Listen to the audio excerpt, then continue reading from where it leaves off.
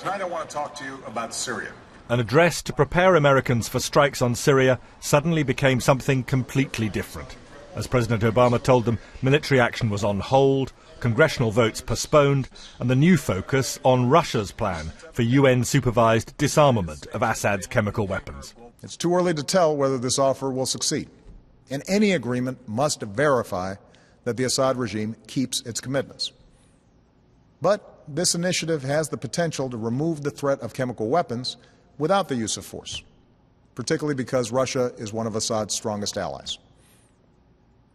I have therefore asked the leaders of Congress to postpone a vote to authorize the use of force while we pursue this diplomatic path.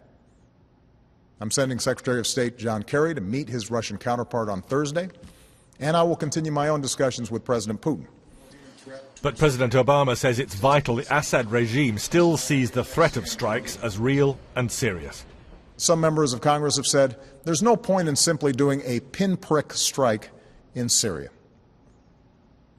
Let me make something clear. The United States military doesn't do pinpricks. Even a limited strike will send a message to Assad that no other nation can deliver. I don't think we should remove another dictator with force. We learned from Iraq that doing so makes us responsible for all that comes next. But a targeted strike can make Assad, or any other dictator, think twice before using chemical weapons.